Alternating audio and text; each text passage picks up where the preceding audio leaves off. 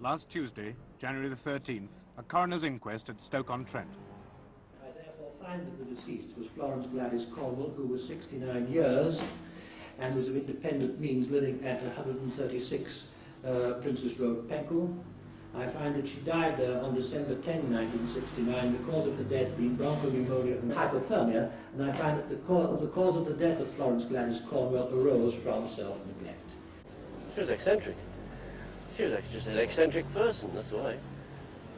Did she refuse all help? Oh, yes. Oh, yes, she refused all help. Oh, yes. It's impossible for anyone to help her because she was an eccentric person, wanted to live by herself. She had enough money to look after herself, but her mind or her spirit to do so had failed, and she had unwisely spurned the offers which were given to her.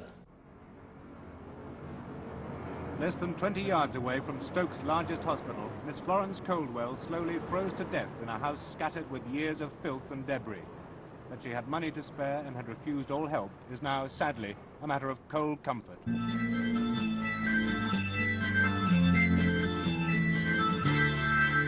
The last time she was found, both neighbours each side, they looked worried about her. Plus there was a light upstairs, and they rang the police. And the police came, and the police found her dead on the bedroom floor. And about 3 weeks ago, did you see her sitting in a room in the house over a stove with the coat on? That is so, sir. What did she look like then? Well, if I may use the phrase, she looked like just an old witch. Was there any light on? Only a candle. Was there any food in the house? There were large amounts of food stacked all in nearly every room of the house. Some of it had gone bad? The perishable food had gone bad, yes. What about the coal? There was coal, there was adequate coal, but there did not appear to be a fire for some considerable time. Well, that is the evidence in this case, and it is quite clear that the deceased was an elderly lady who had lived alone for many years and had become, as some of the witnesses said, a recluse. And it was obviously clear that she was a person very difficult to approach. All help was refused, and she had cut herself off from the world and was living her own life. And finally, at this stage of the year, when it was a matter of the utmost importance that she should keep warm, I'm afraid she paid the inevitable penalty of dying from loss of body temperature, hypothermia. It's sometimes called exposure. It really means, I have said, that people get too cold for the built-in thermostat of the body to recover the temperature to normal. Well, till recently it was thought that the body temperature was maintained around about 98. In the last 10 years it's realized that when you're exposed to cold, living in cold conditions or out in cold winds, your body temperature falls much more than was thought. In fact, it can fall well under 90. Recently it's been recognized that anything under 95 is dangerous, and this from 95 downwards is called a condition of hypothermia, or a condition with below body temperature. 7 or 8 years ago, a low reading thermometer was introduced and recommended by the British Medical Association instead of the ordinary one. The ordinary one registers from 95 to 110 degrees Fahrenheit. The low reading one registers from 80 to 105 or 110, so that in the old times we'd shake the thermometer down to about 97, put it in somebody's mouth, and think we'd recorded the temperature. Well, in the winter very often it's down to 95, even down to 90, and the old thermometer didn't register it. In my view, the old thermometer, this is one, should be broken and thrown away all over the country, and a new one introduced which registers cold, and then we would realize how widespread is this condition of hypothermia or low body temperature. In Britain, 60,000 more people die in the 6 cold months of the year than in the 6 warm. Most of these deaths are from diseases linked with cold, heart conditions, strokes and infections of the chest. But every year an estimated 9,000 men and women simply freeze to death, and nearly all the 9,000 are old. How do old people get hypothermia? Because they tend to eat little, anyhow not enough, and they also tend to neglect themselves. In some cases they have not got the money to buy the fuel to heat themselves. In other cases they are too weak or perhaps too muddled in the mind to do it for themselves.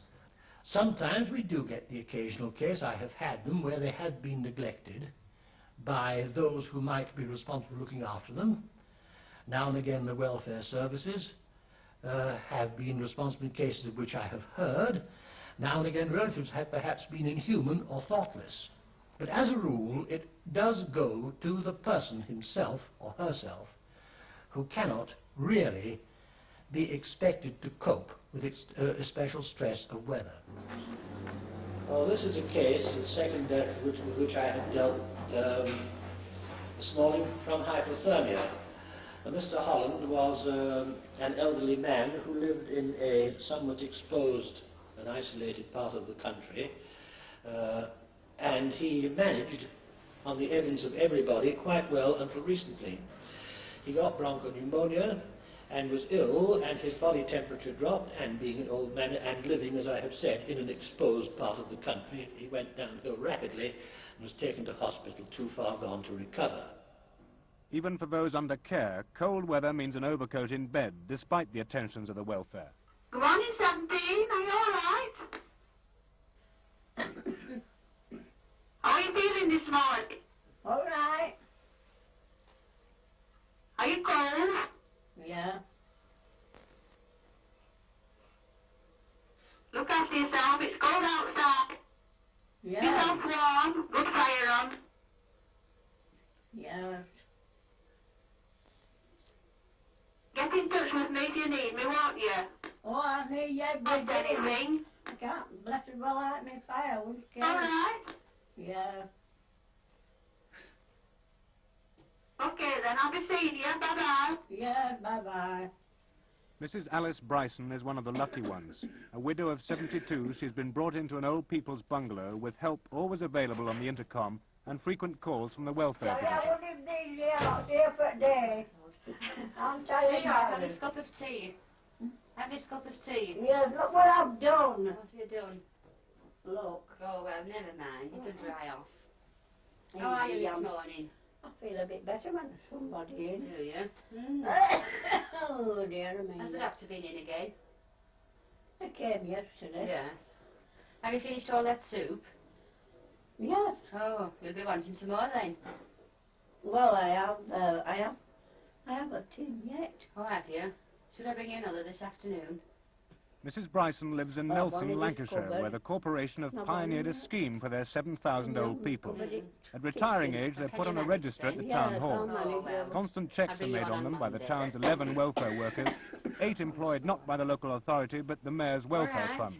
The scheme is not unique or perfect, but at Nelson the optimism is evident, and deaths from cold unheard of. Oh, I don't know what to do about her. She's extra, that woman. She's from the welfare? Yes, I know she does, but I know that. She's a lot of work on, you know. She has had this. Well, I've been ill. How do you think you'd manage on your own without the welfare? Well, manage when I get up. It's just when I get up. But don't worry, I can knock about when I get up. I'm not helpless. Not yet. But I don't go anywhere, you know, same as old people do. Nelson's Public Services Committee runs the welfare scheme. Its chairman, Alderman George Rushton. All old age pensioners are placed in 3 categories, A, B and C. The A scheme was the healthy ones that didn't need help. The B was the ones that were just slightly dodgy, shall we say, where it was necessary to send one of our welfare workers once and sometimes perhaps twice per week.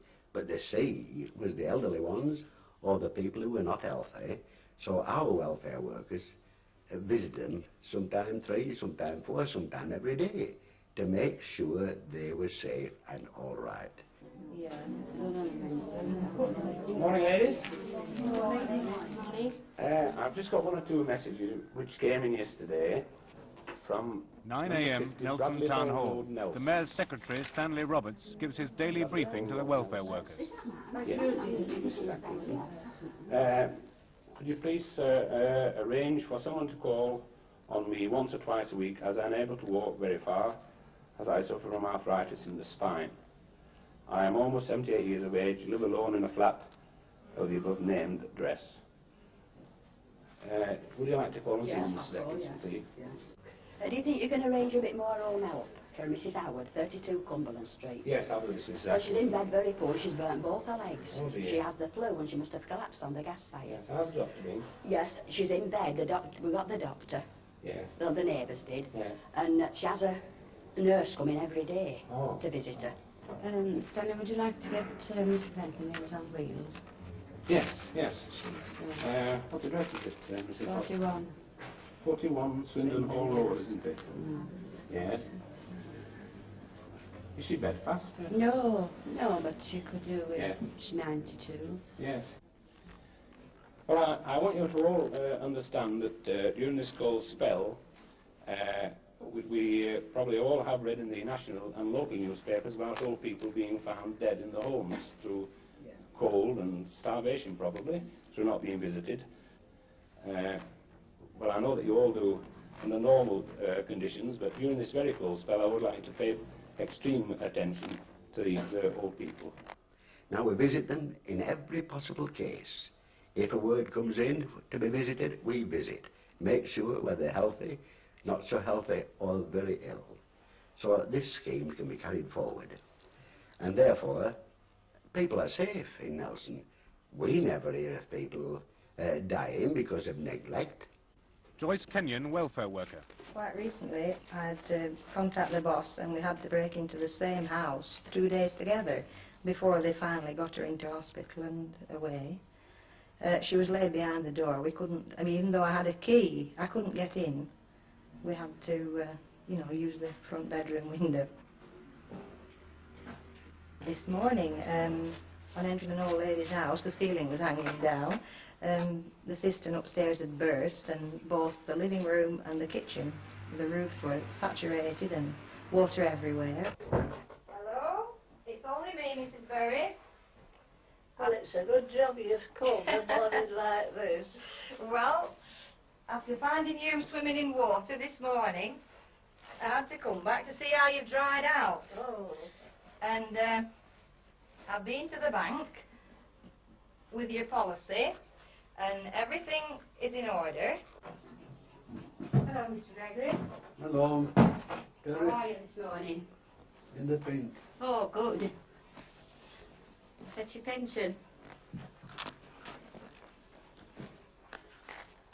Do you want it? Please. No, I don't. Are you? Oh. 2, 3, 4, 10, 5, 10, 6. 6, 6. Thank you. Okay? Thanks very much. It's all right. But you've seen last of this, you know. Oh, have I? Oh. It's only Joyce. Yeah. I brought you milk and your shopping. Now, 1 TV times tea cakes, butter, cake, tomatoes, meat. That's the weekend meat. That's your weekend joint, yes. Yeah. Now then. And your change. I haven't quite spent up. No. Now then. Altogether I've spent 11 shillings. Anyway, I'll have to go now because I'm going in next door. Yes, you're not on to run. Yes. Haven't time to stop. No. So I'll see you later. Yes, thank you. Don't forget the Marion's going up for me. Oh, yes, this afternoon. Yes. Righto. And I'll see you tomorrow. Right, thank Okay. you. Thank you. Of course, you can come again this afternoon if you want. I might not have time. Oh. I'll see. Right. Cheerio. Ta-ra. How old are you now? It'll be 91 in April. That's no age to be on your own, is it? Well, I'm content when I'm well. Same as now. I'm happy, you know, it should be anywhere else. Yes, sir. No complaints at all. This world's a golden with pleasure well spent. Not everyone would be happy with Nelson's welfare methods. For Alf Reeves in his damp and draughty cottage on a Staffordshire farm, welfare is a bottle of barley wine and independence is precious. And his face melt and calling. At 75, he at least doesn't want help from anyone and doesn't need it, yet. Well, I get up in the morning when it's daylight and I do my jobs and go out most days, handling, when up night. And then when it's dark, I get in bed again. Sounds like a busy life. I noticed there's a hole in the window here. Doesn't it get a bit drafty in bed some nights? Well, it does, but a bit of fresh air does you good. I was born at the farm, and I've been raised at the farm, and worked at the farm, and I'm still here. Do you like living here? I do. Haven't you ever felt lonely? No, I'm not lonely. Alf Reeves is better at looking after himself than most. In Manchester on January the 2nd, 67-year-old Albert Tucker spent a third night at his house in Kirkstall Street, alone and without a fire. That evening he slowly froze. He was found barely conscious at 12:15 the next day and admitted to hospital with a body temperature of 88 degrees. Attempts to warm and revive him failed. At 7:20 that night, Albert Tucker died. Well, I work as a collector salesman for a firm of credit tailors. And I called on Mr. Tucker once a fortnight, usually on a Saturday, always on a Saturday morning between 12 and 1. And I used to go to the door and knock with a coin on the glass. And normally he would come to the door and open it. But on Saturday, January the 3rd, when I went, the door was slightly ajar. And I'd already knocked, but there was no answer. So I pushed the door open and walked in. When I come to walk in, there was 3 newspapers behind the door. I picked them up and I immediately realised there was something unusual. I walked into the house, which is a 2 up and 2 down, lobby type, and found Mr. Tucker in a chair, an old-fashioned armchair, slumped in the chair in front of the fireplace in which there was no fire. How do you think he came to die like that? The only thing I can think of that's got that way is he's been too weak to go and fetch his coal or anything, because I know he had flu and he'd had a cold. That was at Christmas time. And he wouldn't come down to us like on Christmas Day like we'd asked him to. And I think he's just not bothered with himself, you know. We're not feeling so well, he's just not been able to move around as he normally does. How did he manage to look after himself then? Was he completely on his own? Yes, he was, yeah. Father, as I say, the children go down. Well, the lad at 14, he goes down and does his shopping and washing for him. But he's capable of looking after himself, you know, once an invalid. The only thing that might trouble him a bit is his eyesight, because he had bad eyes. Had he refused help? Or he wasn't one of those difficult old people that turns people away, was he? No, you're joking there. No, he's very happy as a smashing bloke. We've had some good times with him, you know. Well, the week before Christmas, on his birthday, we went out and got practically drunk, the 2 of us. Had some good nights with him, you know. How about the neighbours? Well, they're old people themselves, you know, the bottom half of the street is. And the top half, it's quite a few youngsters, but they don't seem to... They've got all young children, you know, it's probably... The time's filled up with a kid, isn't that? They're not bothered about the old folk, as far as I can see. How about the welfare? Did they come round and visit him? No, not as I know of. I don't believe there's any welfare people there. Last week in Manchester, an old man called Mr. Tucker died. No welfare officer had been to see him. Why is that, do you think? This is true. Mr. Tucker, we knew way back in May 1968 when he applied and received a concessionary ticket At that time he was given all the usual information about services available, but there's no reason why he should necessarily avail himself of them. He could remain independent within the community. But Mr. Tucker, although he had cheap travel on the buses, died of cold last week. Do you think he should have died like that? This is always regrettable, and it is hoped that these things can be avoided. There is perhaps no genuine substitute for personal surveillance, but this is almost impossible. Do you think then that it's inevitable that every winter we shall find cases of old people dying of cold, unvisited? Regrettably, I think this is possible.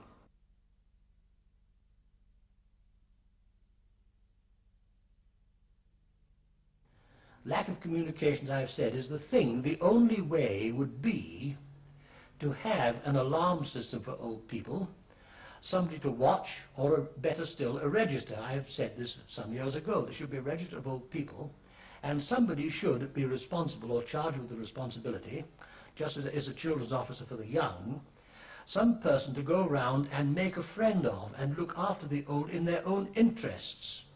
I think in cold weather there is an emergency problem for every city, every town, every village. And I think it is the job of all authorities, the Lord Mayor in the case of Manchester, in the local boroughs, the Mayor, the town councillors, the medical officers of health at all levels, but everybody, to see that old people are kept warm in cold weather. We now know that we have this appalling death rate of diseases associated with cold, and we also have an appalling sickness rate. These are all people that helped to build England. They fought for England, many of them, in the 2 world wars. They won for England everything. They should be helped. Nobody should be allowed to suffer because they don't go around parading that they're ill. They should be looked after. Well, I think probably he's had an attack of this recent flu, and it's just developed because he's had no warmth and no food. They've been used to seeing somebody fading off, and they do not realise how far that person has gone. We now know, and I think it will be a tremendous indictment if we don't act immediately. They are there in a state of falling body temperature, very near to coma. It's just that I didn't expect him to go like that. Didn't expect it at all. No, I don't know who got through it. Honestly, it's a wonder I'm here. When it was so cold, when I hadn't that electric. I really don't want nobody. Just at the moment, anyway.